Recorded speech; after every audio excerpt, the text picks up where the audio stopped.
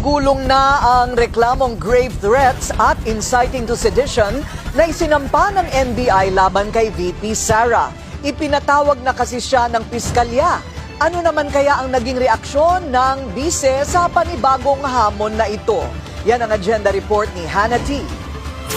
Nakatanggap na ng summons si VP Sara mula sa Office of the Prosecutor. Ayon sa bise, na-receive niya ito kahapon at may kaugnayan daw ito sa sinampang reklamo ng NBI laban sa kanya. Una nang nagrekomenda ang NBI sa DOJ nitong Pebrero na sampahan ng reklamong grave threats at inciting to sedition ng VP dahil sa mga binitawan niyang salita noong Nobyembre sa isang online briefing tungkol sa supposed kill plot laban kina Pangulong Bongbong Marcos, First Lady Liza Araneta Marcos at House Speaker Martin Romualdez sakaling may mangyari sa kanya. Di pa dinetalye ng bise kung may balak ba siyang sumipot sa summons at wala pang opisyal na pahayag ang Office of the Prosecutor. Kung uusad ang mga kaso, umaabot sa 12 taong pagkakakulong ang parusa sa kasong grave threats ayon sa NBI. At dahil online ito ginawa, pwede itong ituring na paglabag sa Cybercrime Prevention Act dahilan para tumaas ng isang antas ang parusa. Ang penalty naman para sa inciting to sedition umaabot sa 4 hanggang 6 na taon.